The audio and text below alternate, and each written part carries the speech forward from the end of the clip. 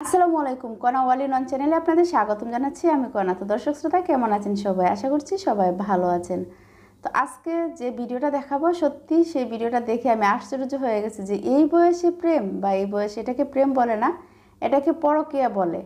মানুষের মাঝে কতটা শয়তান বর করলে তারপর তারা এরকম ব্যবহার করতে পারে। তো দর্শক শ্রোতা, যদি শয়তান তাদের উপর বর নাই করতো, তাহলে হয়তো তারা এই বয়সে তারা রিলেশন করতো না বা পরকীয়া করতো না। তো এই যে মহিলাটা আর এই যে পুরুষটা দেখতে পেরেছেন, তাদের বয়সটা আপনি একবার চিন্তা করে দেখুন।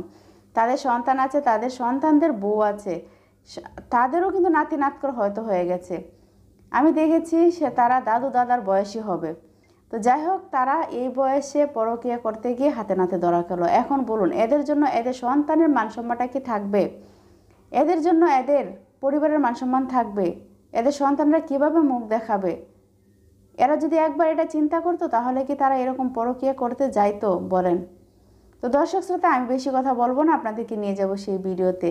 আমি শুধু আরেকটা কথাই বলবো যে বাংলাদেশে পরকীয়ার হার এতটা বেড়েছে যে সেটাকে কোনোভাবেই থামানো যাচ্ছে না। তারপরেও তো একটা বয়স আছে।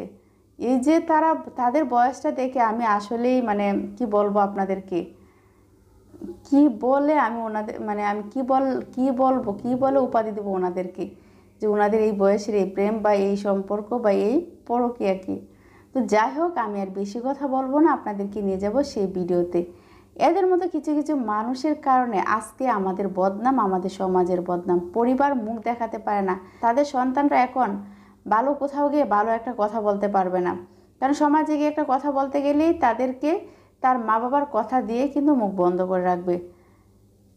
তো যাই হোক, ওরা যদি এগুলো চিন্তা করতো তাহলে হয়তো এগুলো করতো না। তো চলুন আমরা ভিডিওটা দেখে আসি, আর ভিডিওটা দেখার পরে আপনারা বলবেন যে এদেরকে কি করা উচিত বা কি বলা উচিত।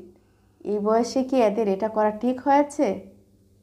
তো দর্শক শ্রোতা, বেশি কথা বলবো না, তো চলুন ভিডিওতে চলে যেত। ভিডিওতে যাবার আগে আপনাদের কাছে ছোট্ট একটা অনুরোধ করব, যারা কনা ওয়ালি নন চ্যানেলে নতুন এসেছেন, প্লিজ চ্যানেলটা সাবস্ক্রাইব করবেন, আর অলরেডি যারা করে ফেলেছেন তাদেরকে থ্যাংক ইউ সো মাচ। তো চলুন ভিডিওটা দেখে আসি।